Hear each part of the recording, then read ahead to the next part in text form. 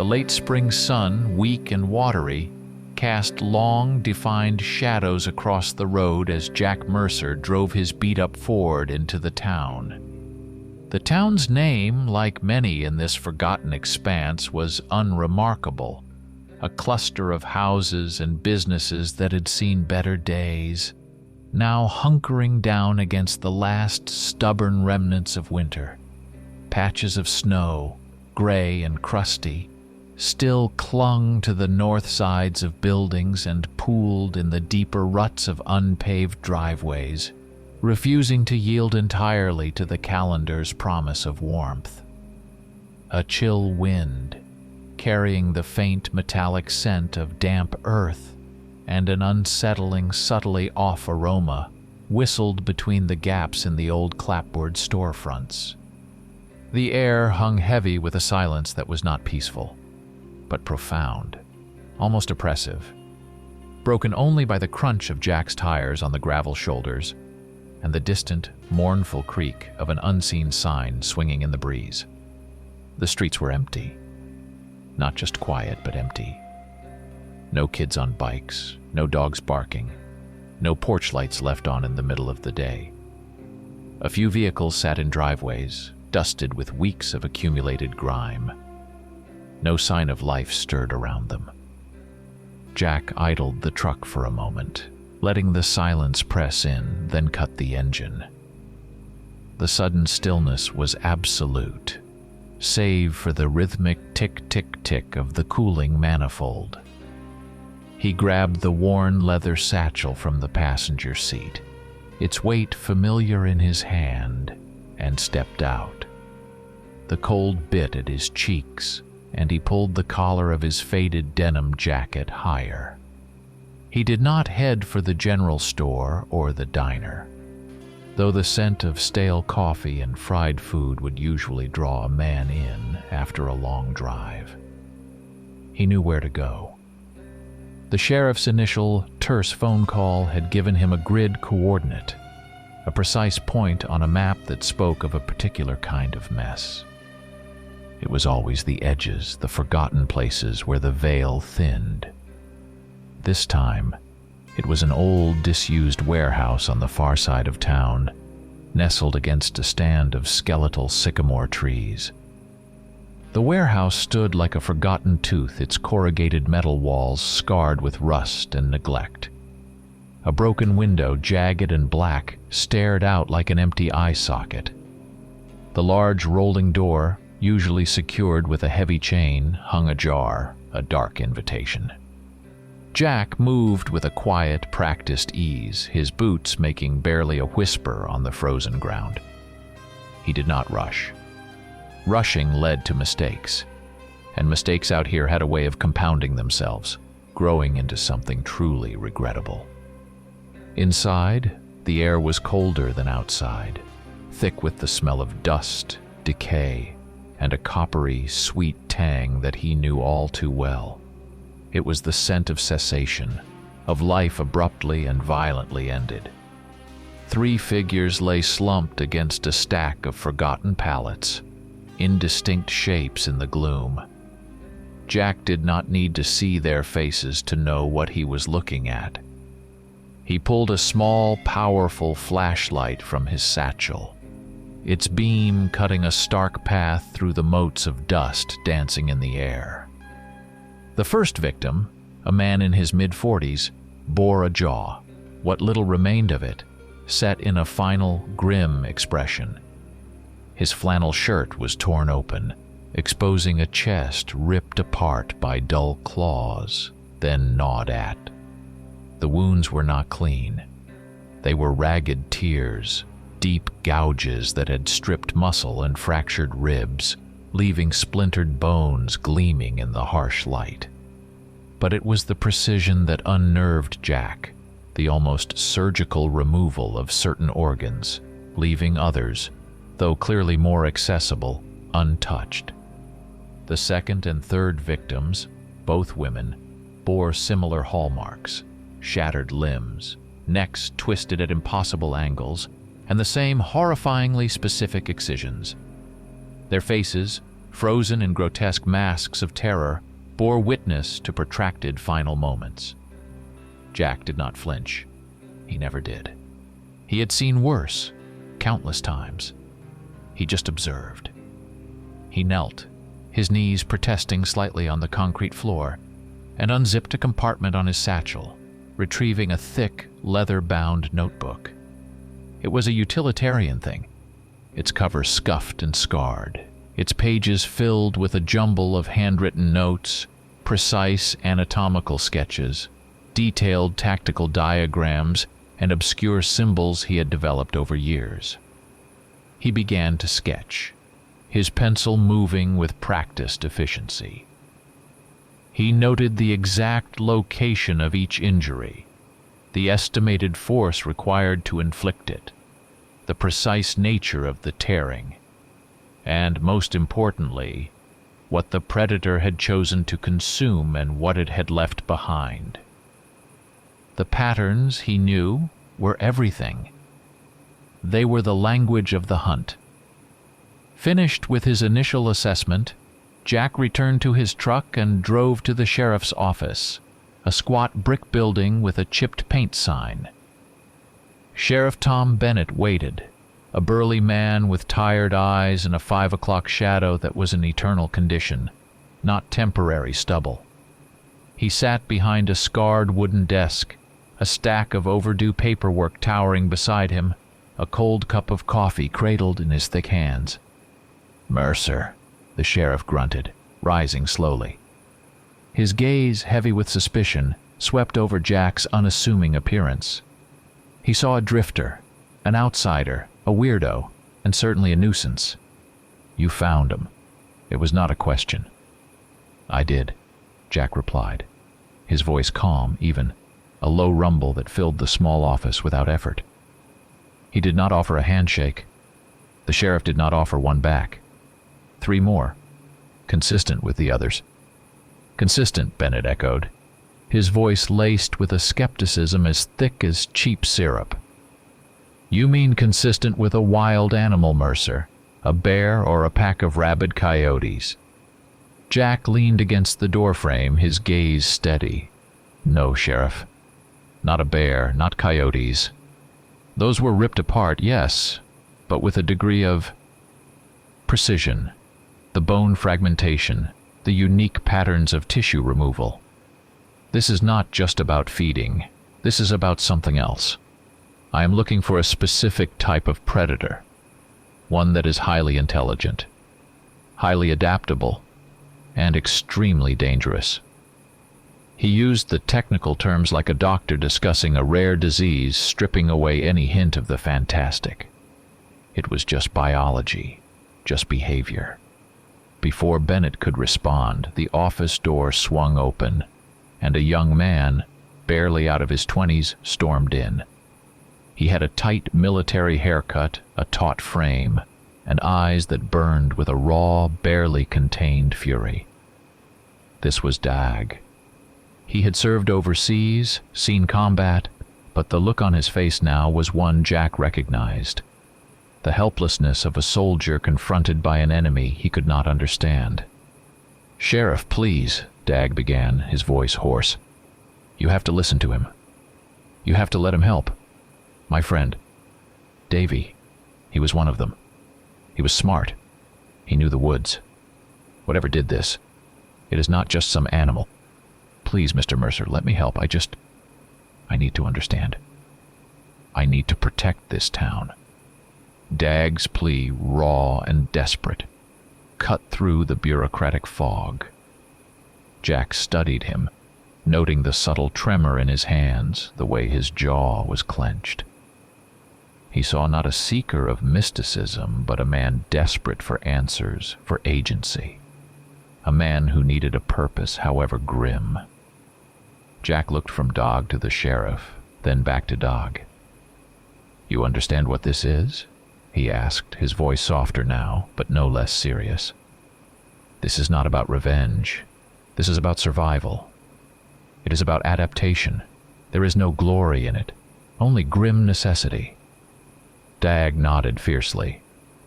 "I understand. Just tell me what to do." Jack pulled his notebook from the satchel.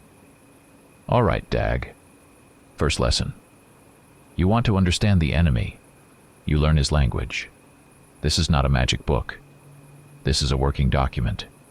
It is a collection of observations, tactics, and lessons learned, often at a terrible cost.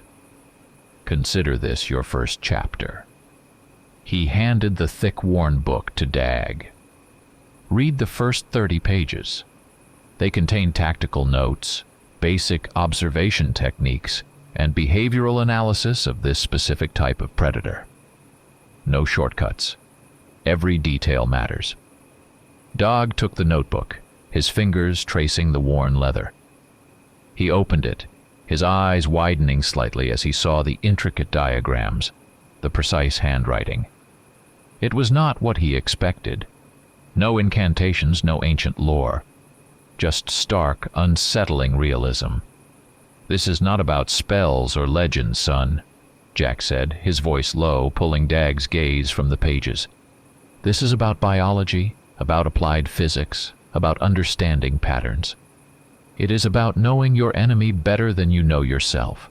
And every single mistake, every careless step, every detail you miss, it has a price. A very real, very painful price." His words hung in the air, a cold, unvarnished truth. The heavy silence returned, now laden with the unspoken weight of the cost of ignorance. Dag clutched the notebook, its pages suddenly feeling heavier than he could have imagined. The next morning the sun was a pale, indifferent disk, hanging in a sky of washed-out blue, doing little to thaw the ground. Jack stood in a small clearing on the edge of the woods, the air smelling sharp with pine and damp earth. Dag stood beside him, still clutching the leather-bound notebook. His face was drawn, but his eyes held a glint of determination. He had spent most of the night poring over Jack's meticulous entries. "What you read," Jack began, his voice cutting through the crisp air, "is the theory. Now we apply it. Out here, theory gets teeth. The first rule, movement. These things, they feel vibrations. They hear the faintest snap of a twig. You move like a whisper, Dag. Not fast, not slow, but fluid. Like water finding its path." Jack demonstrated, melting into the shadows of the tree line, his heavy frame seemingly dissolving into the mottled light and shade. He showed Dag how to place his feet, heel to toe, testing the ground before committing his weight, how to use the natural rustle of the wind through the pines to mask his approach. Dag, with his military training, was a quick study, but Jack pushed him beyond simple stealth. It is not just about not being seen. It is about being invisible, becoming part of the landscape. Your scent, your silhouette, the way you breathe. All of it telegraphs your presence. They practiced for hours, moving through the dense undergrowth, assessing risks, identifying potential ambush points. Jack also covered rudimentary first aid, showing Dag how to apply a pressure bandage, how to fashion a splint from fallen branches, how to stop arterial bleeding with a specialized tourniquet. You save yourself, you save your partner. Priority one, always. Because when you are out here, alone, a 5-minute bleeding can cost you your life, and then it costs the next guy his. Later, as the shadows lengthened and the temperature began to drop, Jack unveiled his first practical method. They were deeper in the woods now, where the trees grew thick and the light struggled to penetrate. He pulled an intricate coil of heavy-duty fishing line from his satchel, along with a handful of small, specialized lanterns. This, he explained, holding up the line, is fiber optic cable. Tough as nails, connects to these, low power, high visibility. He began stringing the cables between trees, about waist high, creating a jagged, looping line.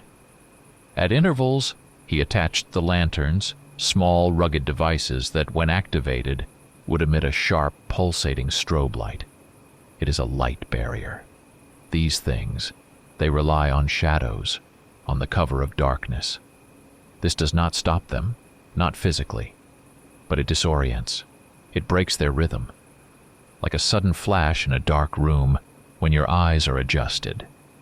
Dag helped, running the lines, securing the lanterns. It felt like a bizarre, dangerous art project. The forest, already unsettling, now took on a surreal, almost theatrical quality. Next, Jack pulled out a series of flat, disc-shaped devices no bigger than a man's palm, with short antenna wires poking out. "Vibration loops," he said, handing one to Dag. "Simplest sensor in the book.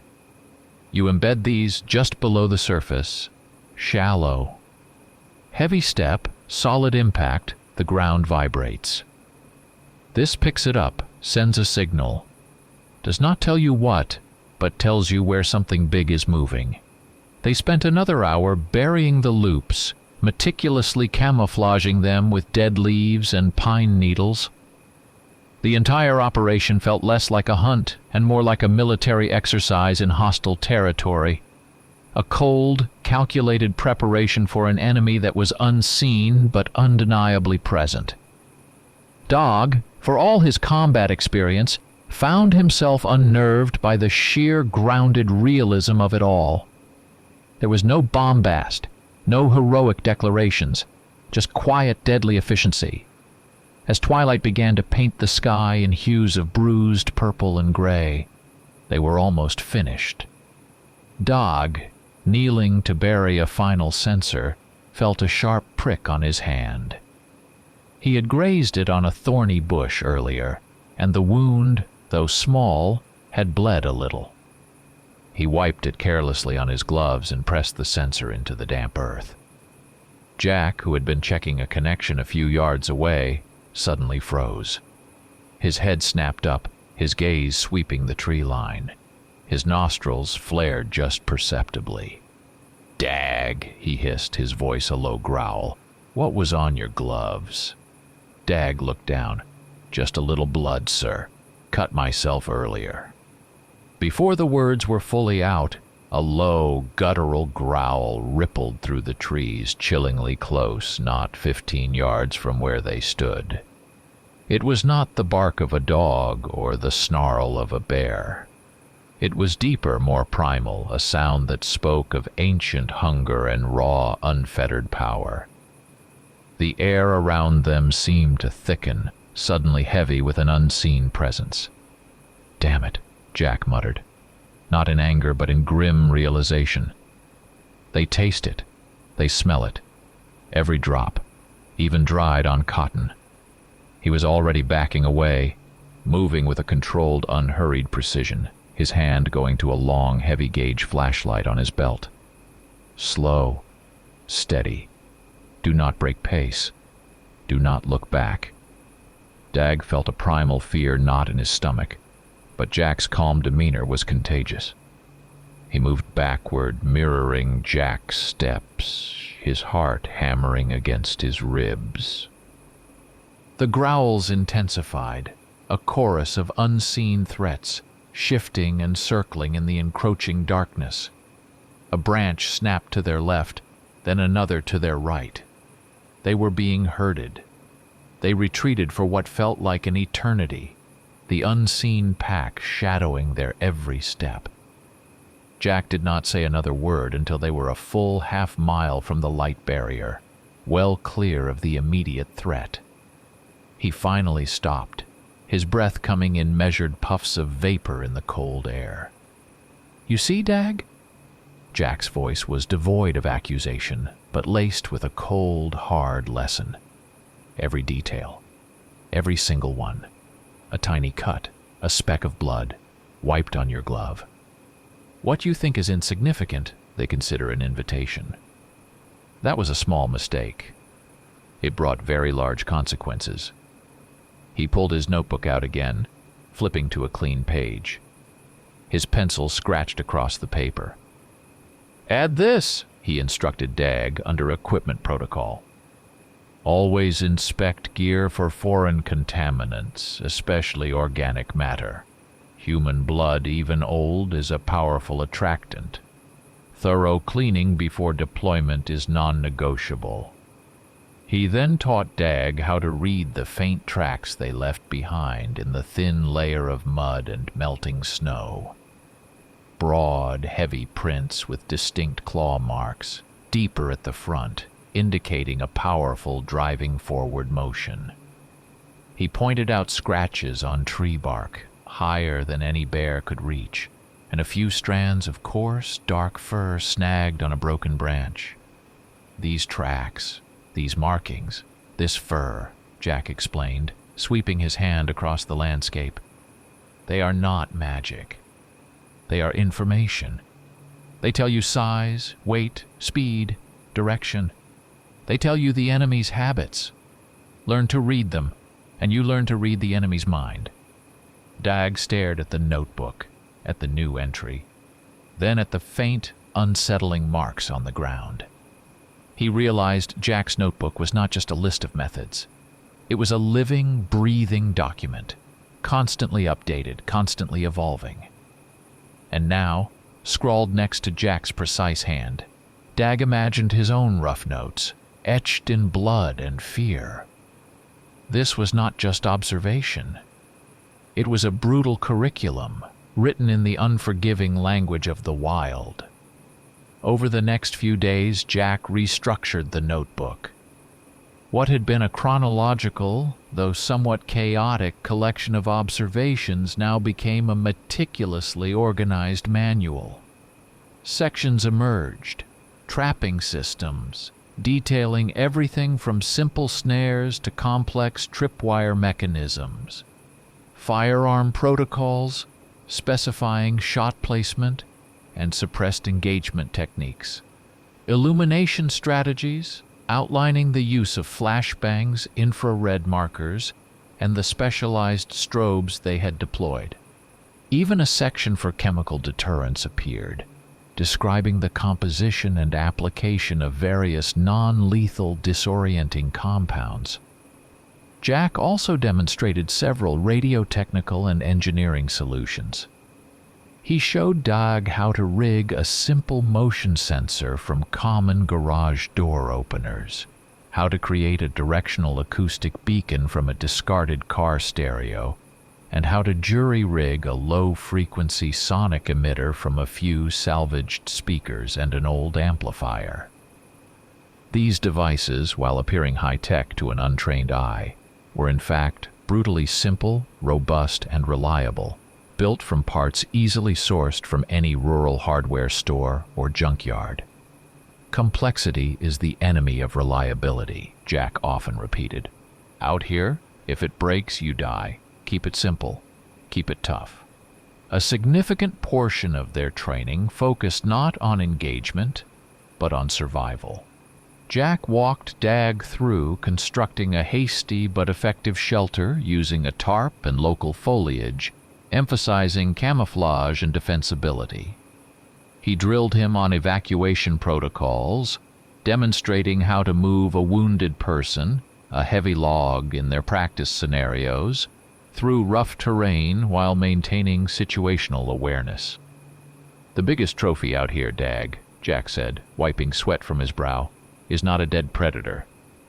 It is a living human being you managed to save. Your life and the life of whoever is with you always comes first. Always." Dag, for his part, had started his own notebook, a slimmer, spiral-bound affair that he kept separate from Jack's master volume. His entries were less terse, more descriptive, often reflecting the raw fear and awe he felt. He sketched crude but enthusiastic diagrams of the simple traps, listed their components with careful precision, and reflected on the nuances of movement and observation Jack imparted. It was, in its own way, an innocent ledger, a beginner's earnest attempt to codify the terrifying new reality. Jack would sometimes glance at it, a faint, almost imperceptible nod of approval crossing his face. Dag was learning. He was internalizing. But learning was not always a linear process. Sometimes it took a stark, brutal demonstration of what not to do. News travels fast in a small town, even one as hushed and fearful as this. Stories of Jack's methods, of Dag's newfound purpose, of the strange, glowing lines in the woods began to circulate. And with stories came inspiration, misguided though it often was. A local group of hunters, emboldened by whiskey and a desperate desire for action, decided they could take matters into their own hands. They were good old boys, used to bagging deer, and they figured Jack's methods were just common sense, dressed up a bit. They tried to replicate some of Jack's ideas, but with their own amateur spin. They set up a series of traps near the edge of the woods, not far from a cluster of abandoned cabins. And for added punch, they used homemade explosive devices, crude pipe bombs wired to tripwires. Jack and Dag found the aftermath 2 days later, guided by the sickening scent of scorched earth and something far worse. The woods were a mangled wreck. An acre of pine trees had been shorn off at the trunk, splintered and blackened by the force of the blasts. A small smoldering fire still gnawed at the undergrowth, sending plumes of acrid smoke into the mild spring air. And among the debris, tangled in shredded uniforms and bent metal, lay 2 figures, moaning softly. One man had lost an arm, the limbs severed above the elbow by shrapnel. The other, an older fellow named Earl, lay pinned beneath a fallen log, his legs clearly broken, his face caked with blood and ash. The trap they had set had detonated prematurely, or one of their own had stumbled into it. The irony, the horrifying, self-inflicted wound was almost unbearable. Jack surveyed the scene with a cold, terrifying fury.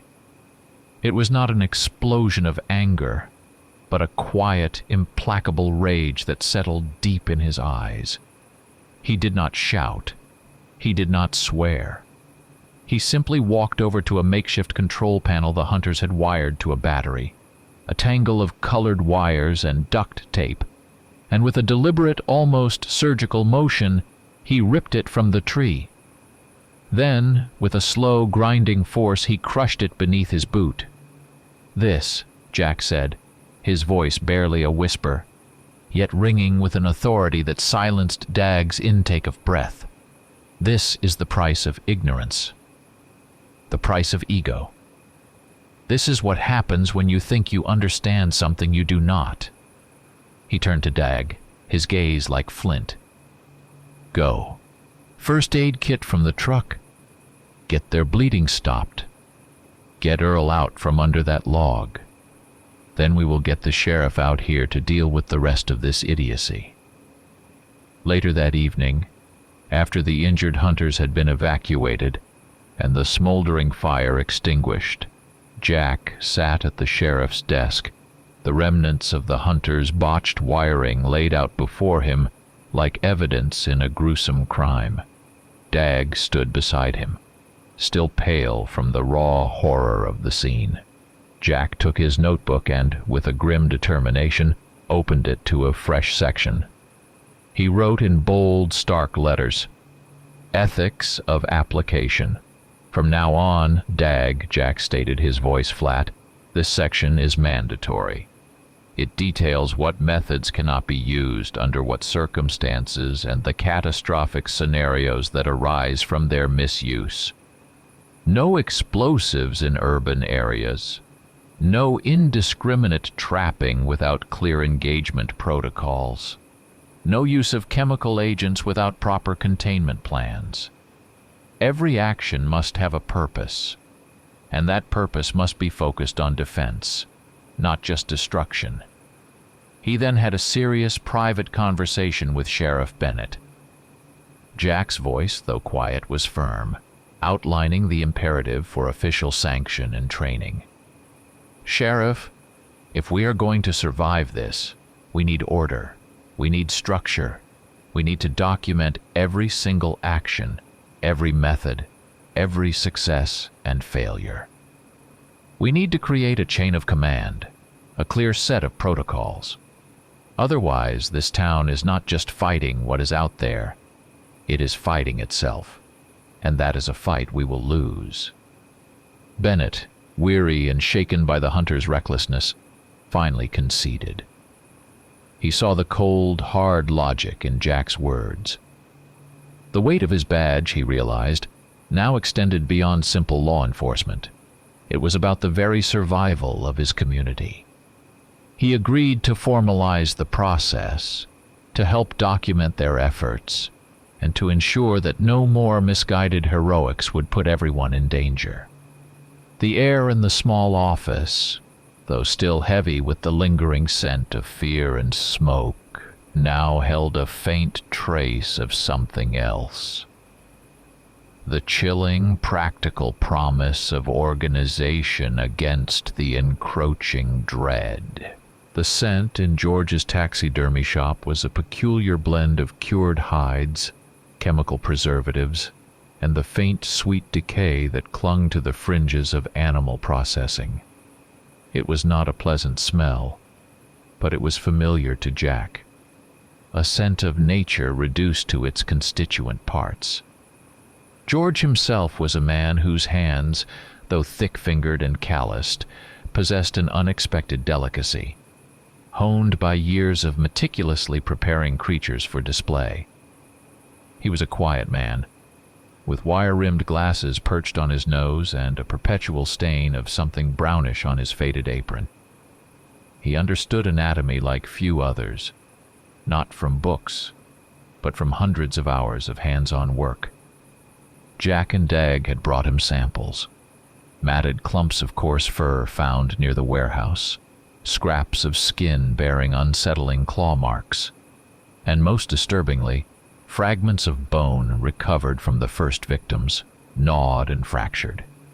"Now, George," Jack began, laying out the samples on a sterile steel tray, "I need your eye for detail. Forget the taxidermy for a minute. We are doing forensic biology here. We need to know what we are up against, down to the cellular level if we can." George nodded, picking up a fragment of bone with tweezers, holding it to the light. He peered through a jeweler's loop, his brow furrowed in concentration. "These fractures," he murmured, his voice soft, almost meditative. "They are not clean breaks, more like shattering. High impact, then a twisting force. A lot of leverage, Jack. And the way these serrations are on the bone, like a blade, but organic. Not smooth, jagged." For hours they worked. Jack and Dag watched as George meticulously examined the samples. He identified unique protein markers in the fur, confirming a creature unlike any known indigenous species. The claw marks, when measured against various animal prints and forensic casts Jack carried, confirmed a singular, incredibly powerful source. They found minuscule, almost microscopic fragments embedded in the skin samples that, under George's powerful microscope, appeared to be parts of teeth, remarkably dense, with a serrated edge akin to a shark's, but with an underlying crystalline structure that perplexed even Jack. Based on the bone density required to withstand this kind of pressure, George finally concluded, pushing his glasses up his nose and the estimated jaw strength. "These things, Jack, they have skeletons that are surprisingly light, yet incredibly strong, almost hollow-boned, but not brittle, like birds, but on a monstrous scale. And those teeth, they are designed to shear and crush at the same time." This analysis led to a chilling yet crucial conclusion. Their creatures possessed immense power, but their bone structure, though strong, might also be their weakness. A point of concentrated impact, Jack mused. A specific joint, a skull suture. That was the key. Not a blunt force, but a targeted, penetrating strike. Jack also took this opportunity to teach Dag the grim science of field pathology.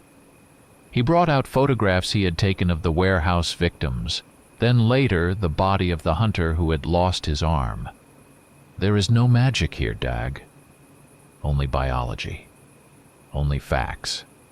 You need to learn to read a body like it is a map. Every wound tells a story. Every missing piece tells you what the predator was looking for, what it values. That tells you what it is. He showed Dag how to identify specific entry and exit wounds, how to differentiate between tearing and crushing injuries, how to estimate the time of death based on the lividity and rigor mortis. It was a gruesome education, but necessary. Dag, though initially nauseated, forced himself to focus, making detailed notes and sketches in his own notebook. He learned to look for not just the dramatic, but the subtle, the faint bruising around a specific bone, the unusual discoloration of a particular organ. Jack then shifted gears, focusing on the immediate practicalities of survival. He laid out a sterile kit. Now this is paramount. You get hit, you save yourself, and you save your team. Knowing how to hunt these things is useless if you bleed out in the woods. He demonstrated the proper application of a military-grade tourniquet, explaining how to tighten it to stop arterial flow and the critical time window before permanent damage occurred. He showed Dag how to pack a deep wound with hemostatic gauze, how to dress a burn, how to administer basic painkillers and broad-spectrum antibiotics. The survival of our team, Dag, Jack reiterated, his eyes locking with the younger man's. That is priority number one. Nothing else matters if we cannot keep ourselves alive to fight another day. Dag practiced, tying tourniquets around his own arm until his fingers ached, learning to pack simulated wounds with a clinical detachment he had not thought himself capable of. He understood. This was not just about killing. It was about preventing death, about preserving the fragile spark of life against overwhelming odds. Back at the sheriff's office, Jack added a new, extensive section to his notebook: Field Pathology and Medical Protocols. It detailed how to conduct a rapid, yet thorough examination of a victim's body at the scene, what biological samples to collect, and what these samples could reveal about the predator's tactics, diet, and physiological makeup. It also incorporated all the immediate first aid protocols, complete with diagrams and step-by-step instructions. The importance of these medical skills was tragically underscored just a few days later. A call came in from the north end of town, a scream swallowed by the night. Jack and Dag, responding immediately, found an elderly woman, a Mistress Henderson, lying in her garden, her leg mauled by an unseen attacker. Dag, acting on instinct and Jack's training, fought against his impulse to chase the retreating shadow. Instead, he dropped to his knees, applied a tourniquet to her severely bleeding leg, and packed the wound with swift, practiced efficiency. His hands, though still trembling, worked with a precision that saved her life. She was unconscious by the time the ambulance arrived, but she was alive. "Good work, Dag," Jack said later, his voice low, a rare note of approval. "You prioritized the living. That is the real fight." Jack then presented Sheriff Bennett with a detailed report, incorporating George's biological findings and his own observations. The report confirmed it. The attacks were perpetrated by a singular non-native species, a small, highly organized pack. Their methods were consistent, their prey selection precise, and their intelligence undeniable. The sheriff, looking at the grim scientific evidence, knew this was not just a series of isolated animal attacks. This was an invasion, and they were fighting a war for their town's very existence. The realization that they were not just hunting an animal, but fighting an intelligent adversary, weighed heavily on Jack. It demanded not just traps and bullets, but strategy, foresight, and above all, communication. The town, spread thinly across several square miles of rolling hills and dense woods, was vulnerable. So Jack and Dag began to build a network, a web of observation and early warning. Their first project was a system of mirrors, a deceptively simple technology. Using a dozen large, discarded industrial mirrors scavenged from the old mill, they set them up on high points around the town's perimeter. Each mirror was angled precisely to catch and reflect the beam of a powerful searchlight, mounted on a rotating stand near the sheriff's office. At night, in the event of an alert, the searchlight would sweep the horizon, its beams striking the mirrors and scattering dazzling flashes of light across the landscape. "It is primitive, I know," Jack explained to a small group of volunteers, mostly farmers and shopkeepers, their faces etched with fear and hope. "But it works. A sudden cascade of light in the darkness is their signal. When you see those flashes, you get inside. You lock down. You stay put. It buys us time. It saves lives." Alongside the mirrors, they installed more sophisticated, yet still robust technologies. Jack had brought with him a supply of what he called optoelectronic traps. Essentially, simple infrared motion sensors linked to a radio transmitter. These were not the delicate, expensive units found in home security stores. These were rugged, weather-sealed devices designed to withstand the harsh realities of the wilderness. They were deployed in strategic choke points, narrow game trails, dry creek beds, the overgrown paths that led directly into town from the surrounding woods. Each sensor, once tripped by a sufficiently large moving object, would emit a low-frequency sonic pulse, audible only to certain fauna, designed to startle and disorient anything passing through. Simultaneously, it would send a silent, encrypted radio signal to a receiver mounted in the sheriff's office, displaying the exact location of the trigger on a simple, gridded map. "No false alarms," Jack emphasized as he calibrated the sensors. "We set the sensitivity high enough to catch anything heavier than a deer, but not so high it is triggered by a squirrel or a strong gust of wind. Reliability is key." The process took days. Dag, with his meticulous nature, proved invaluable. He was precise, patient, and thorough, ensuring each sensor was perfectly camouflaged, its line of sight unobstructed.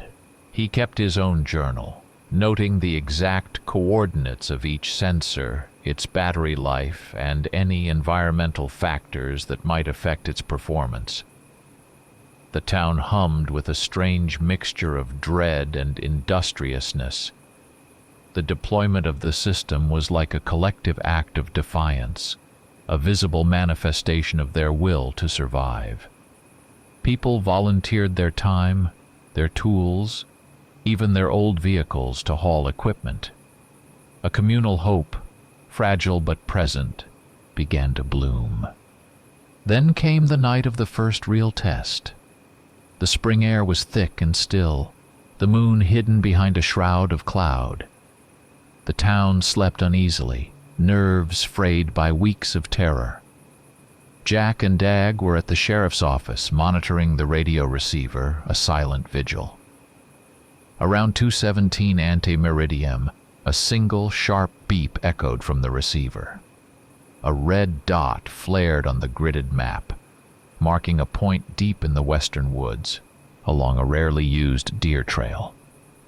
"One of them," Dag murmured, his voice tight. Jack just watched the screen. The dot moved slowly at first, then picked up speed, heading directly for the nearest mirror station. They heard the faint, unsettling sonic pulse over the radio, a sound barely audible, like a low, resonant thrumming. Suddenly, another louder beep, then another. The red dots multiplied, spreading like a contagion across the map. The pack was here, and they were not deterred by the sonic pulse. "They are testing the perimeter," Jack said, his voice grim, trying to find a way through the light. Just as he finished speaking, the radio crackled. It was one of the volunteer observers, positioned near the sheriff's office to operate the searchlight. "Contact. One of them is in the line. Near Mirror Station 3. It is trying to claw its way through the fiber optics." Jack flipped a switch. Outside, the powerful searchlight whirred to life, its beam slicing through the darkness. Miles away, near the western edge of town, the mirrors flared, sending dazzling, disorienting flashes of light across the tree line. The town, for a moment, was bathed in a ghostly, pulsating glow. The red dots on the map suddenly scattered, their rapid movement indicating confusion and even pain. The volunteer reported, "It is backing off. It is disoriented. It just recoiled from the light." No one was hurt. No one was attacked. The system, simple as it was, had held. The town collectively exhaled, a ragged, shuddering breath of relief. In the aftermath, Jack opened his notebook again. He added a new block, titled Organization of Local Defense. Underneath, he meticulously detailed protocols for communication, the mirror system, designated radio frequencies, rules for civilian patrolling, always in pairs, never alone, always armed, and the precise steps for activating emergency alerts. He even included a section on designated safe houses and evacuation routes. Dag, too, began to keep a separate log, a journal of observations that became invaluable. He meticulously recorded the time and location of each alarm, the weather conditions, wind direction, temperature, humidity, and the type of damage, if any, the predators inflicted on the system. His entries, though sparse, were becoming increasingly precise, a testament to his burgeoning analytical skills. The residents, seeing their methods work, finally began to trust Jack and Dag. Their initial skepticism gave way to a grudging respect, then to outright cooperation. This trust, forged in shared fear and a flicker of hope, became the bedrock of their growing defense. But Jack knew the victory was temporary. As he reviewed Dag's latest journal entries, he saw a disturbing pattern. The red dots on the map were no longer just moving randomly. They were probing, testing, learning. A chill, colder than the lingering winter air, ran down Jack's spine. "They are studying us, Dag," he said, his voice barely audible. "They are learning our system. We are not dealing with dumb animals. We are dealing with something that thinks. And that, my friend, is a whole new kind of terrifying." The next phase of this war, he realized, would be infinitely more dangerous. The air in the forest smelled of pine needles and damp earth, but also of something metallic, barely perceptible, that tightened the nerves. It was a cold, moonless night, the kind where shadows swallowed everything, and the only light came from the faint glow of the stars filtering through a thin haze. Jack and Dag, along with 2 other hardened volunteers, were deep in the woods, setting up a specialized ambush. The goal: to capture one of the creatures alive, or at least mostly intact, for further study. Jack wanted more than just samples. He wanted to understand its physiology, its reflexes, its weaknesses firsthand. They had chosen a narrow ravine, a natural funnel through which the pack often traveled, confirmed by Dag's meticulous tracking. Jack had designed a cunning trap, a non-lethal entanglement net concealed beneath a layer of leaves and branches designed to snap shut on anything that passed through. Infrared sensors, tuned to their precise body heat signature, would trigger it. They had been waiting for 3 hours, motionless, like statues carved from the night itself. The only sounds were the rustle of leaves in the sporadic breeze, the distant hoot of an owl, and the frantic thrum of Dag's own heartbeat. He was positioned slightly to the right of Jack, his rifle resting on a low branch, his eyes scanning the gloom. Jack was silent, his senses finely tuned, a predator waiting for a predator. Then a sound, not from the ravine, from behind them. Dag, shifting slightly to relieve a cramp in his leg, had misjudged the terrain. His boot, instead of landing silently on soft moss, had come down on a dead branch, hidden beneath a patch of dry leaves. The snap was impossibly loud in the absolute stillness, a sharp, cracking sound that seemed to tear the fabric of the night. Jack's head snapped around, his eyes wide with a cold fury. "Dag!" he hissed, his voice like a razor. But it was too late. The forest, which had been silent moments before, erupted. A guttural shriek, a sound like tearing metal, came from directly behind them. Then another, closer, from the left flank. The creatures, incredibly fast and silent, had clearly circled around, using their own knowledge of the terrain to outmaneuver the ambushers. They had not been expecting a direct approach from the rear. "Fall back," Jack bellowed, his voice raw. "Scatter to the secondary rally point. Now!"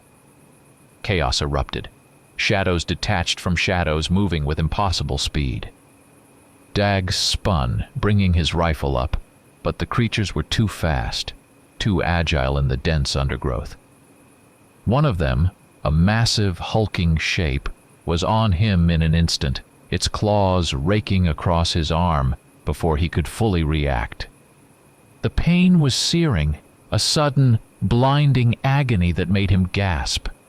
He stumbled, losing his footing on the uneven ground. Jack, seeing Dag fall, did not hesitate. He grabbed the young man by the collar, hauling him backward, away from the snapping jaws and raking claws. The creature, emboldened, lunged again. Jack shoved Dag behind a thick oak tree, firing a burst from his custom-built rifle, not to kill, but to deter, the specialized rounds exploding with a deafening crack that momentarily stunned the attacker. But in the melee, the carefully planned retreat dissolved. The other 2 volunteers, surprised and disoriented, fired wildly, their shots echoing uselessly through the trees.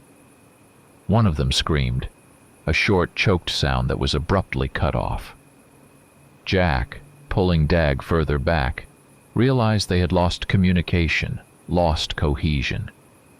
They were fragmented, isolated, and incredibly vulnerable. They ran, crashing through the undergrowth, the sounds of pursuit terrifyingly close. Jack kept Dag moving despite the young man's bleeding arm and his panicked, ragged breaths. It was a retreat, a desperate scramble for survival, not the controlled tactical withdrawal they had rehearsed. They did not stop until they burst out of the tree line and into the relative safety of an open field, a full mile from the ambush site. Only then did Jack allow them to stop. Both men leaning against the cold metal of the pickup truck, gasping for air, the adrenaline still coursing through their veins like poison. The silence of the field was a balm, but it was a bitter one, underscored by the knowledge of failure. Jack immediately pulled out his first aid kit, ripping open Dag's sleeve to examine the wound. 3 deep gashes, blood still welling, but not deep enough to sever major arteries. He cleaned and bandaged it with a grim efficiency. Then he turned to Dag, his eyes hard. What happened back there? His voice was calm, almost unnervingly so, but Dag could feel the steel beneath it. Dag's face was pale, his teeth chattering, partly from cold, partly from shock. I stepped on a branch. I did not see it. The ground was uneven. And then they were just there. So fast. Jack just nodded slowly. Uneven ground. Yes, you did not fully account for the change in terrain. A logistical error. You failed to scan your immediate environment before committing your weight. And that sound, that was a beacon. It broke our element of surprise. It cost us our positioning. It cost us communication with the others. And it might have cost one of our people their life. He pulled out his notebook, his movements deliberate. This is going in. New section. Post-mission analysis. Ambush failure. Lesson learned. Never assume terrain. Always conduct a thorough, silent sweep of your immediate area before taking any position.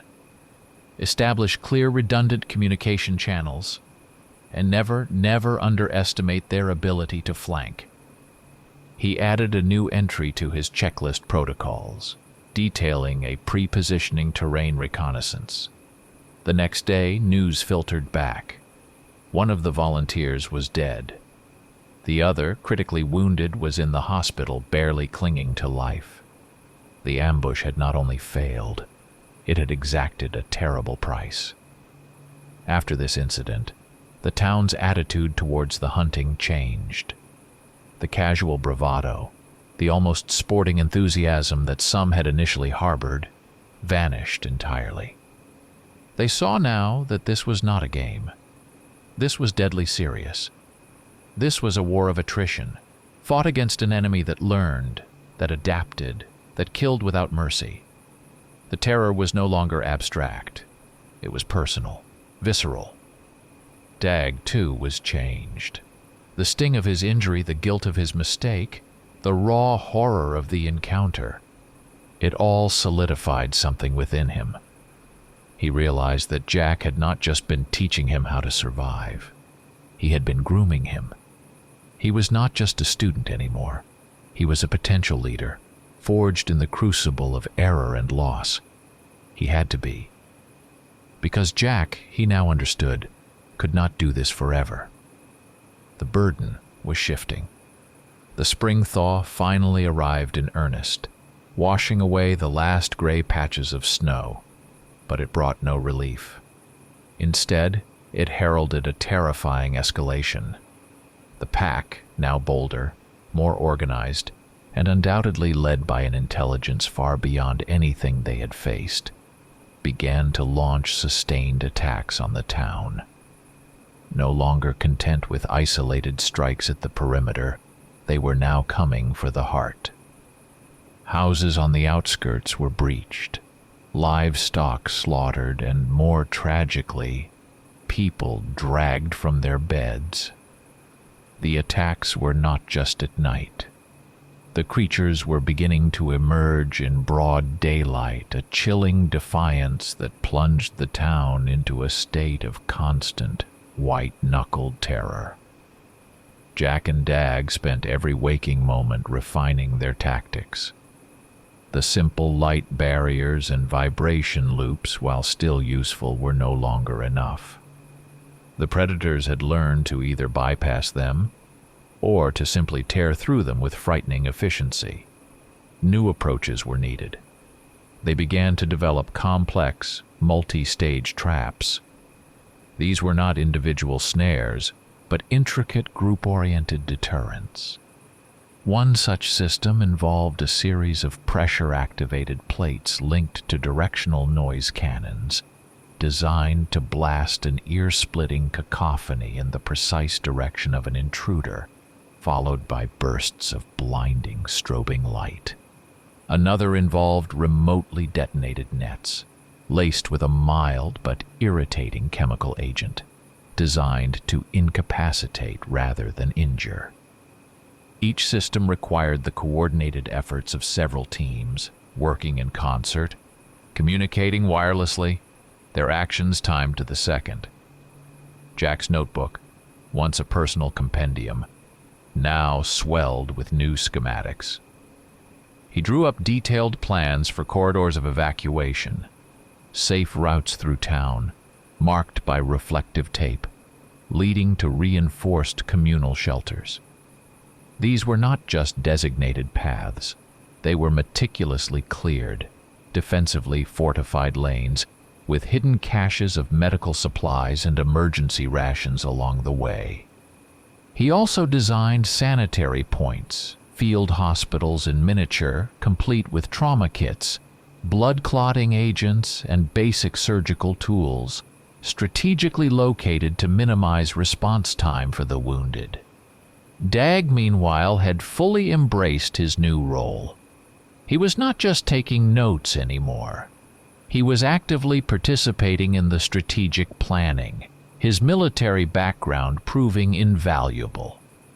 He took on the leadership of the volunteer teams, delegating tasks, ensuring that each pressure plate was installed correctly, each radio frequency calibrated. His voice, once hesitant, now carried a confident authority as he motivated the tired, terrified townsfolk. He organized shifts, trained new recruits, and ensured that everyone understood their role, no matter how small. He had become Jack's indispensable right hand, bridging the gap between Jack's specialized knowledge and the town's desperate need for organized defense. To aid in the training, Jack began to add new sections to the notebook, filled with meticulously drawn training scenarios and detailed topographic maps of the surrounding area. These were not just theoretical exercises. They were practical, real-world simulations designed to test the volunteers' reactions under pressure, to hone their coordination, and to instill a sense of disciplined response. Sheriff Bennett, witnessing Dag's transformation and the terrifying effectiveness of the escalating attacks, finally made their operations official. He allocated municipal resources, the town's only bulldozer, a beat-up backhoe, several flatbed trucks, to their cause. Fuel, lumber, even a small amount of federal grant money intended for rural development were redirected to defense. The sheriff understood. There would be no rural development if there was no town left to develop. Jack and Dag's efforts were no longer rogue operations. They were now the sanctioned, desperate defense of an entire community. It was during one of these daylight attacks, a brutal assault on a small farmstead just 2 miles east of town, that Jack and Dag first encountered clear evidence of the Alpha. The attack had been particularly savage, the barn reduced to splinters, the livestock slaughtered with a chilling ferocity. But amidst the chaos, Jack found tracks unlike any they had seen before. These prints were enormous, easily 14 inches across, with claws that dug deep furrows into the churned earth. They were distinct, leading the smaller prints of the pack, guiding them. And they were too intelligent.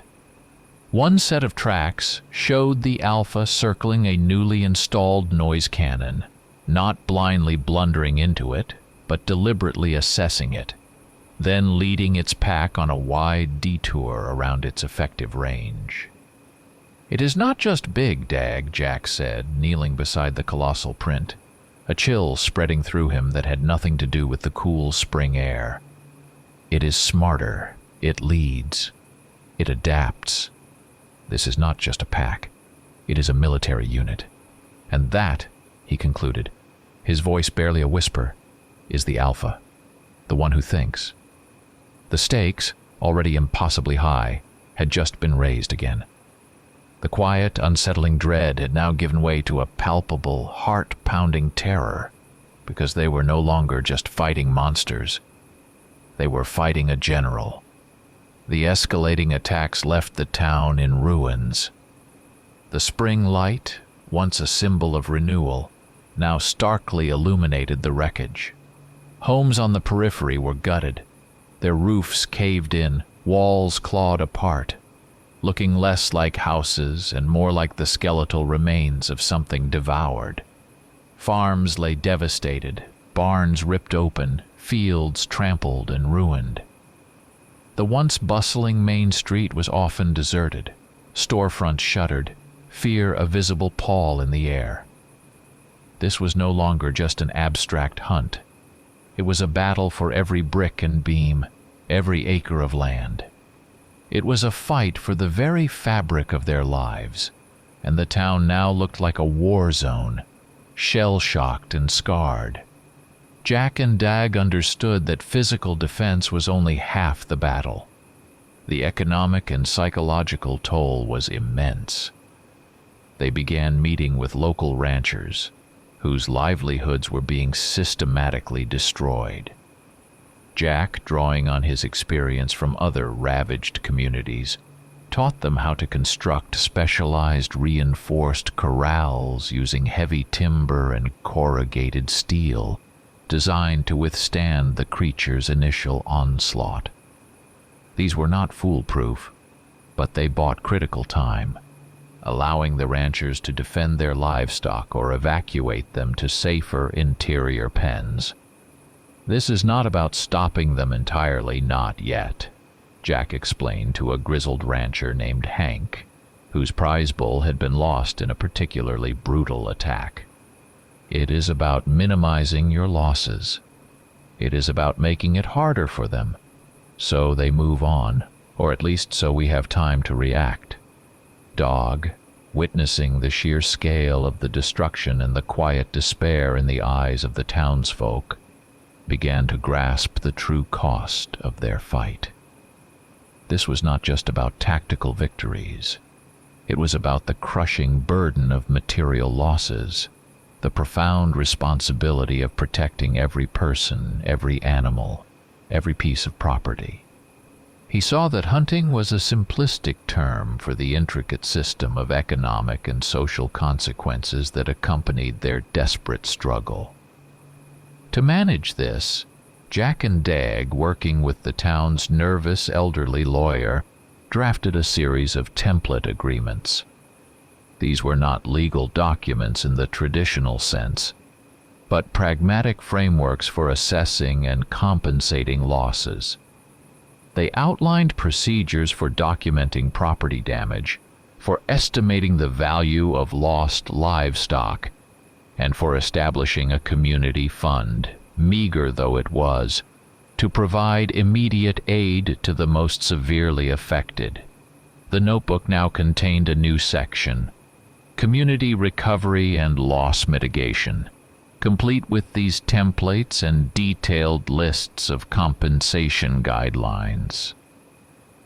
It was a stark acknowledgement that the consequences of this fight extended far beyond the battlefield. The widespread destruction also forced Jack to make a difficult yet crucial moral choice. He saw the temptation, the desperate urge for people to lash out, to use any means necessary to defend what little they had left. The incident with the amateur hunters had been a brutal lesson. He could not have uncontrolled chaos erupting within the town itself. Effective immediately, Jack announced at a tense town meeting, his voice cutting through the murmurs. The use of any high explosive devices, incendiaries, or large weapons within town limits is strictly forbidden. The collateral damage is too great. We cannot destroy our own homes, our own lives, in the act of defending them. This rule was harshly, unflinchingly added to the notebook, prominently placed in the Ethics of Application section. It stated in no uncertain terms the precise geographic boundaries for certain methods, the unacceptable risks they posed, and the catastrophic repercussions of violating this directive. It was a hard line, drawn in desperation, but one Jack knew was essential for the town's survival. Not everyone agreed. One man, a quiet, almost invisible figure named Silas, whose small general store had been systematically looted and destroyed, his family home badly damaged, felt the restriction as a personal affront. He had lost everything, and he saw Jack's rules as a surrender, a weakness. Without telling anyone, Silas began to hoard gasoline, old fertilizer, anything he could find to construct his own larger, more devastating explosive devices. His actions, fueled by grief and rage, were a ticking time bomb, threatening to unleash even greater chaos and danger upon the already suffering community. He believed he was doing what was necessary, but his uncontrolled efforts carried a far greater potential for disaster than any direct attack by the creatures. Jack and Dog, aware of the delicate balance, began to institute extremely detailed documentation protocols. Every attack, every defense, every injury, every loss was meticulously recorded. Photographs, witness statements, damage assessments. Everything was cataloged and cross-referenced. This was not just for tracking the enemy. It was for their own protection.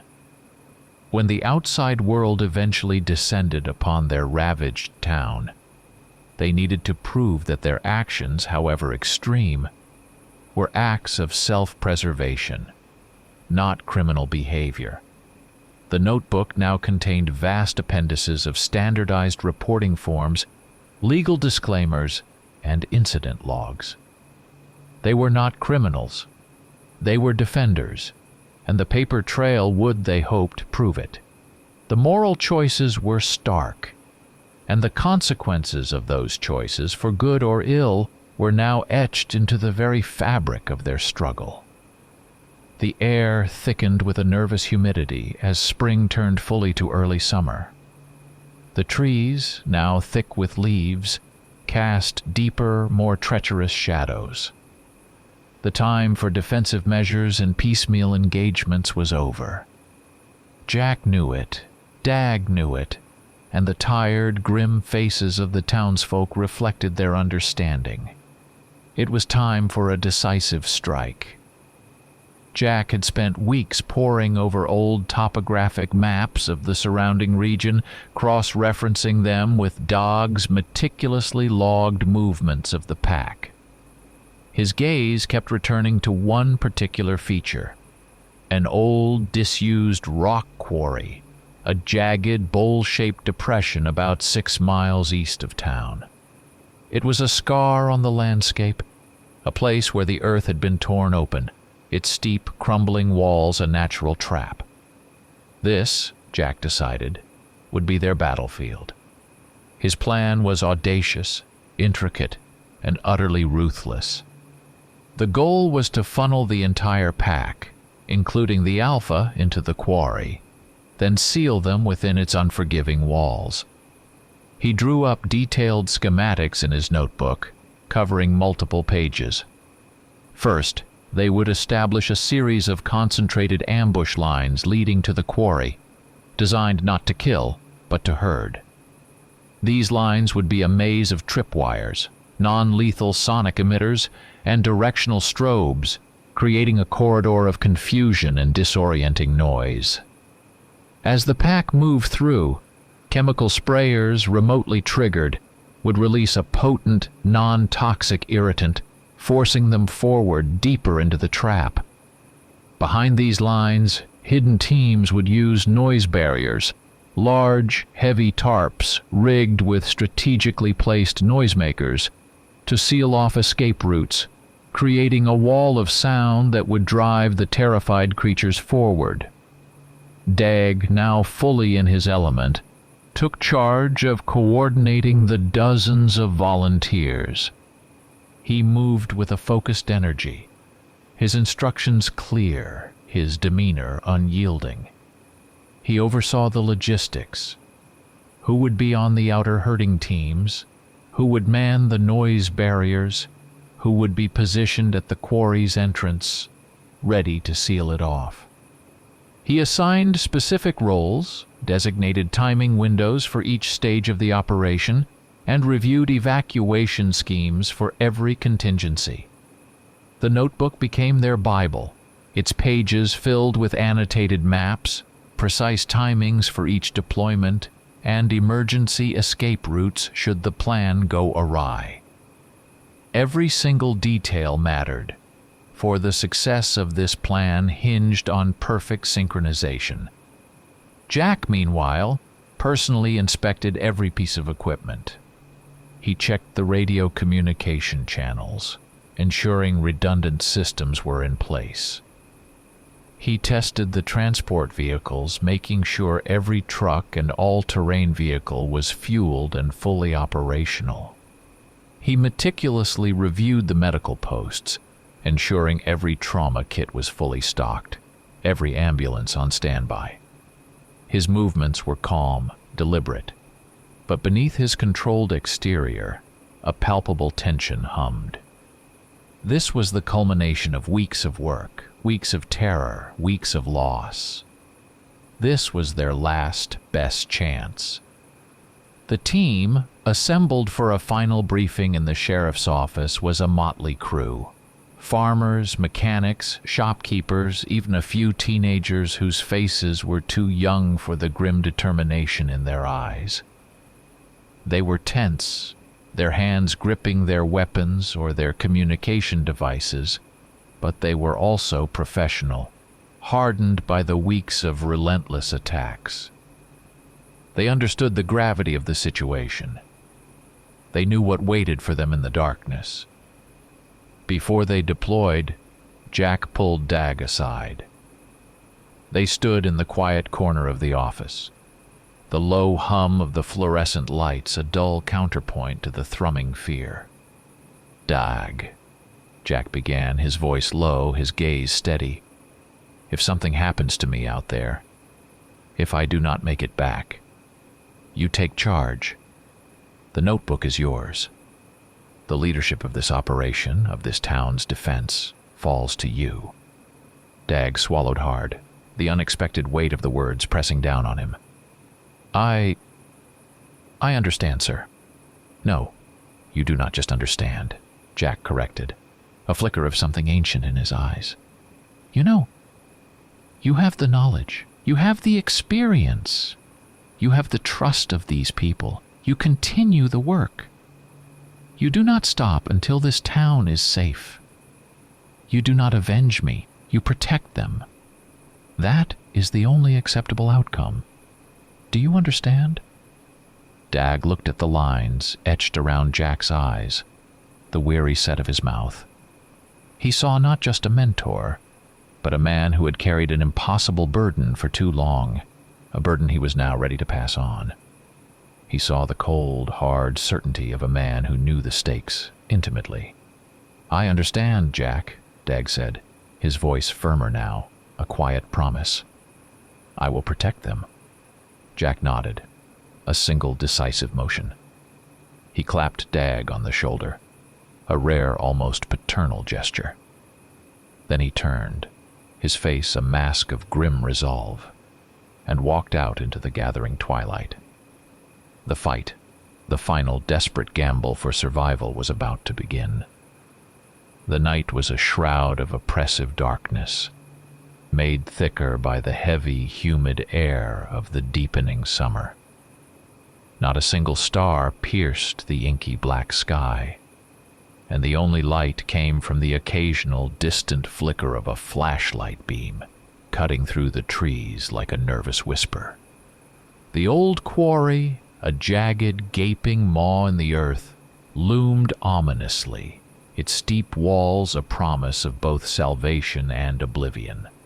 Around 11:30 post-meridium, the first low-frequency rumblings began, picked up by the seismic sensors they had buried in concentric rings around the quarry. The pack was moving. The operation had begun. The initial engagement was a series of precise, coordinated clashes. The outer herding teams, positioned miles from the quarry, began to activate the noise barriers. A cacophony of amplified growls, piercing whistles, and disorienting static echoed through the woods, designed to spook and push the creatures in the desired direction. Jack, positioned at a high observation point overlooking the quarry, watched the red dots on Dag's tactical map move with chilling precision, herded like sheep by invisible shepherds. As the pack drew closer, the next layer of traps triggered. Tripwires snapped, unleashing bursts of strobing light that painted the forest in flickering, ghostly hues. Directional sonic emitters shrieked, disorienting the creatures, making them stumble and recoil. The chemical sprayers, activated by remote triggers, hissed, releasing their irritating mist. The creatures responded with furious shrieks and snarls, their movements becoming more erratic, but they continued to be driven forward, funneling inexorably towards the quarry. But the pack was intelligent, and the Alpha was leading them. They did not blunder blindly.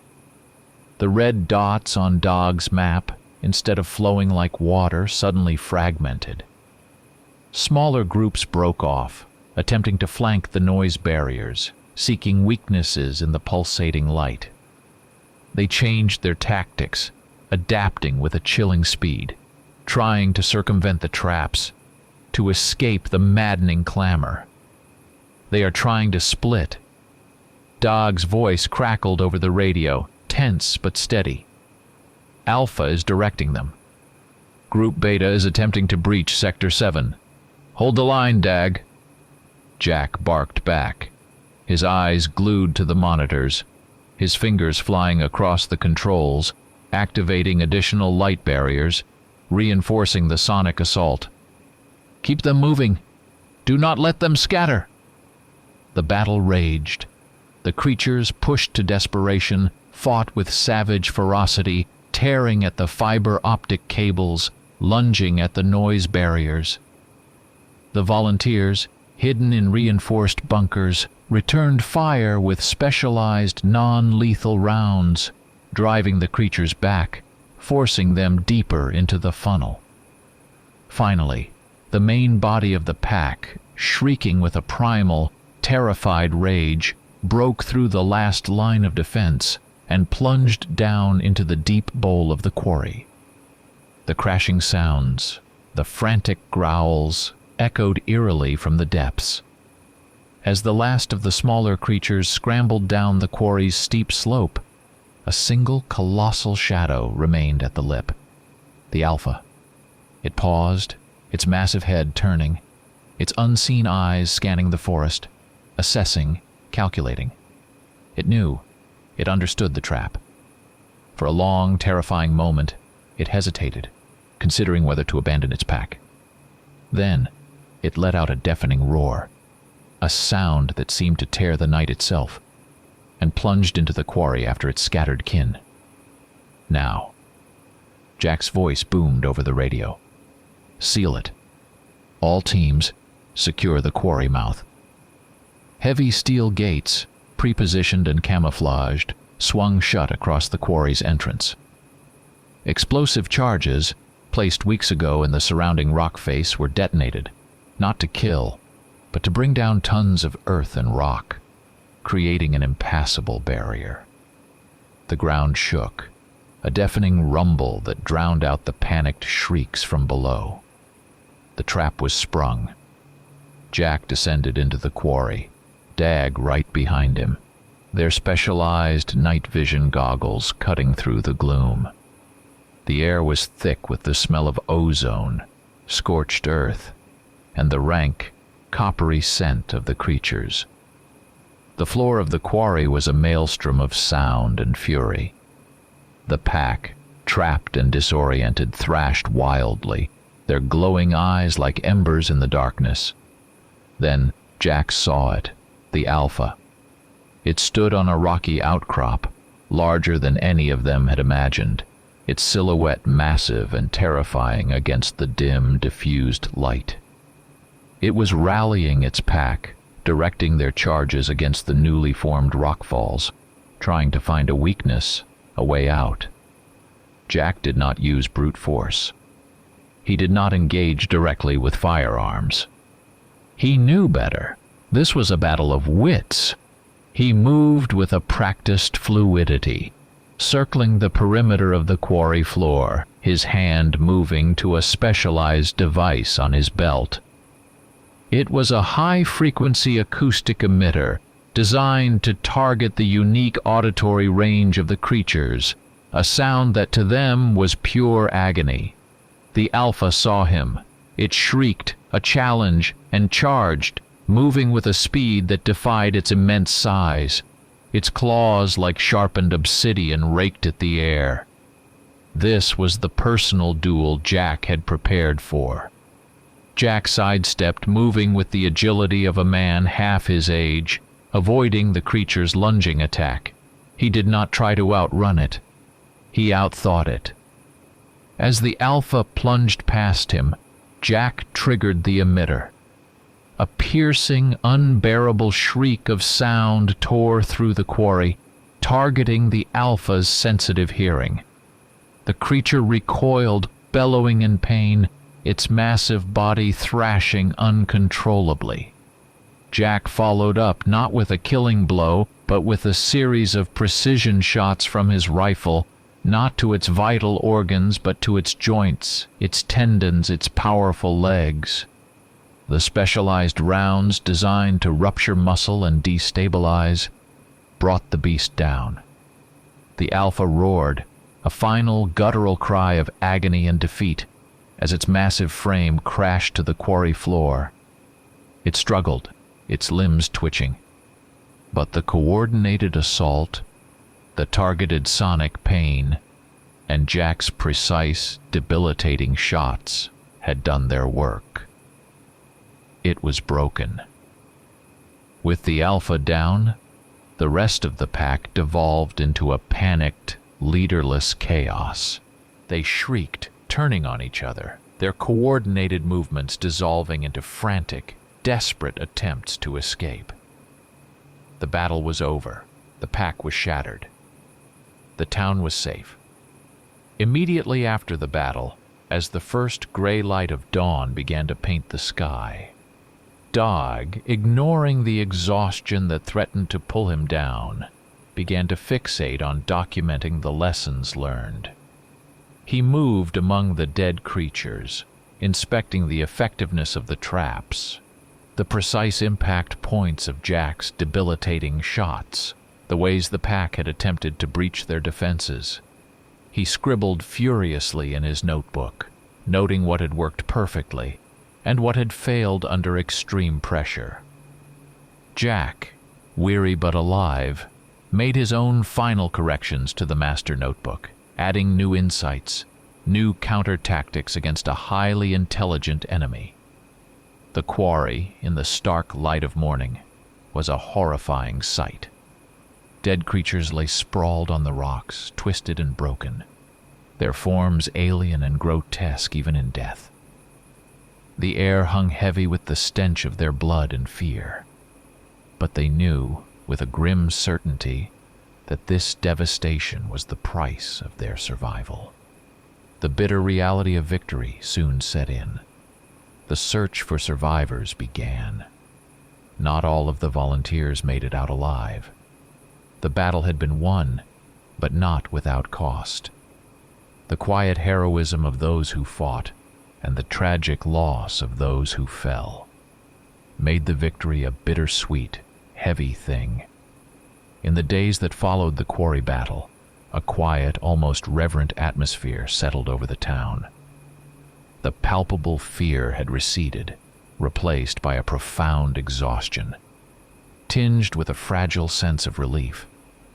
Jack and Dag, however, knew their work was not finished. Victory was not an end, but a new beginning.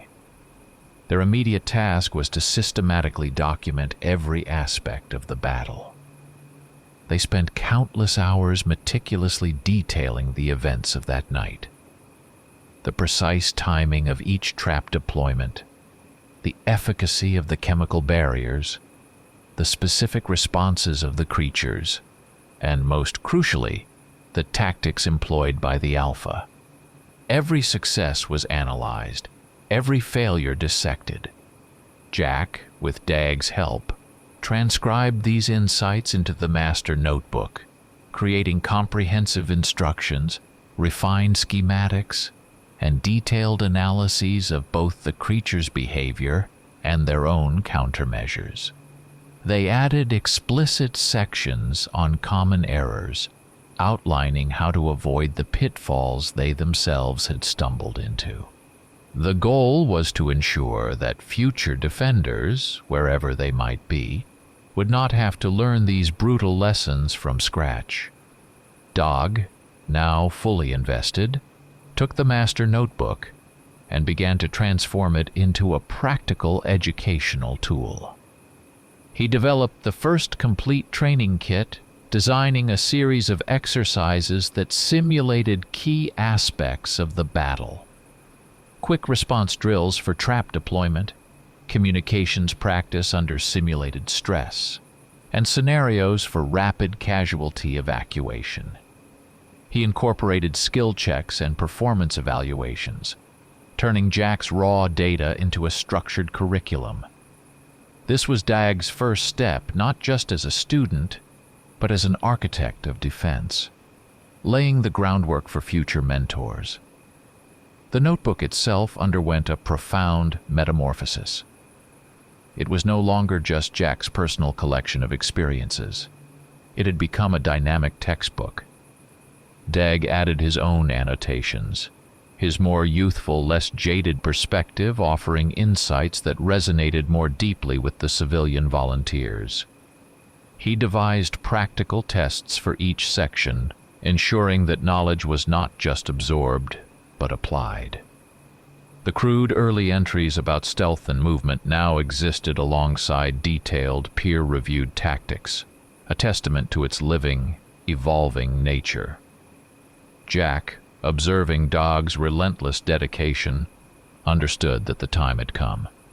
He began to administer what he called oral examinations, not formal quizzes, but rapid-fire scenarios designed to test Dag's decision-making under pressure. Pack splits, 2 points of entry, Dag, town perimeter, 1 team leader down. What is your first priority? What is your second? Who do you move where?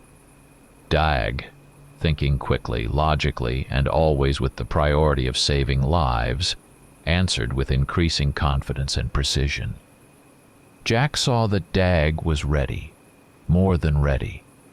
Recognizing that the town's survival depended on everyone, not just a few trained hunters, Jack also compiled a concise, simplified set of instructions for the local residents. These pamphlets, distributed by Sheriff Bennett, covered basic first aid, crucial signaling methods for new threats, and quick lockdown procedures. Jack understood that a truly resilient community was not just defended by specialists. It was protected by an informed, prepared citizenry. The formal transfer of responsibility took place in the sheriff's office, a modest affair with only a few key volunteers present. Sheriff Bennett, George the taxidermist, and a few of the more senior and trusted team leaders. Jack, standing beside a freshly polished desk, held out the worn, leather-bound notebook to Dag. "Dag," Jack said, his voice imbued with a quiet solemnity, "I officially offer you the role of my successor, the mantle of guardian, and the responsibility of mentor for this community. You have earned it." Dag, his hand trembling slightly, reached out and took the notebook. Its weight was familiar now, but its significance felt profound, almost sacred. Jack continued, his voice firm, dictating the unwritten rules, the moral compass that must guide its use. "Understand this, Dag. This notebook, it is not a weapon. It is an instrument, a tool for defense, for understanding, for survival. The power it contains is immense, and therefore the responsibility for its proper use is paramount. It must always be wielded with caution, with wisdom, and with a relentless focus on preserving life, not just taking it." Sheriff Bennett stepped forward, his eyes, though still tired, reflecting a deep respect. "This town owes you, Jack. And Dag, we are counting on you." The silence that followed was a promise, a shared commitment to a future forged in the crucible of their recent terror. The legacy was past. The late summer sun, hot and dry, beat down on the town, but its warmth no longer carried the same sense of dread. The silence, too, had changed. It was no longer an oppressive emptiness, but a quiet, almost watchful calm. The sound of children's laughter could be heard from the newly repaired park, and the hum of everyday life, tentative but persistent, had begun to return. Dag, now the town's de facto chief of defense, embraced his new role with a quiet determination. Using Jack's master notebook as the bedrock, he began to conduct regular training sessions. The small local system, born of desperation, had matured into a structured, proactive defense force. They had not created a cult of hunters. They had forged a cadre of responsible, highly trained citizens, acutely aware of the delicate balance between vigilance and daily life. Dag instilled in them the same ethos Jack had taught him. This was about thinking, about adaptation, about preserving their community. To ensure the knowledge was safeguarded and not abused, Dag, in conjunction with Sheriff Bennett, established a strict protocol for the notebook's keeping. It was locked away in a secure, fireproof safe within the sheriff's office, accessible only by a consensus decision of the acting mentor, Dag, and the sheriff. This measure was critical. The information within was too potent, too valuable, to fall into irresponsible hands or be twisted for malevolent purposes. It was a tool, not a weapon of mass destruction. Dag continued to refine the methodologies contained within. He painstakingly adjusted tactics, making them safer for civilian deployment, integrating new techniques that prioritized non-lethal deterrence and containment. The notebook, still a living document, now saw its final crucial chapter added by Dag's hand: ethics and responsibility in perpetuity. It emphasized the moral imperative of their work, the need for restraint, and the profound obligation to protect all life within the community, even that of the enemy, if a non-lethal solution presented itself. Jack, meanwhile, had driven on. He was a man of the road, drawn by the whispers of similar shadows in other forgotten corners of the country. But he was not entirely gone. Periodically, encrypted satellite messages would arrive at the sheriff's office, short missives outlining new findings, observations about shifting predator behaviors in other regions, or refined tactical adjustments. Dag, receiving these, would consult with the notebook, integrating the new data, further honing their local defense. Jack was still a distant guide, a spectral presence, but he knew his primary work here was done. Weeks later, driving his familiar pickup truck down a desolate highway in a state 1,000 miles away, Jack glanced in his rearview mirror. The sun was setting, painting the horizon in hues of bruised purple and fiery orange. And in his mind's eye he saw the faint, twinkling lights of the town, far behind him, a distant beacon of hope against the encroaching darkness. It was a light that symbolized not just survival, but victory. The victory of knowledge, of discipline, of collective will over raw primal terror. The notebook, that thick, leather-bound compendium of grim knowledge, continued to live. It was more than a record of a desperate fight. It was a testament to human resilience, a symbol of responsibility passed from one weary hand to another. It spoke not of vengeance, but of the cold, hard necessity of understanding the monstrous and of the unwavering commitment to protect the fragile light of civilization. Jack gripped the steering wheel, his gaze fixed on the road ahead, where new shadows surely waited. He passed on not a set of deadly tricks. He passed on a way of thinking.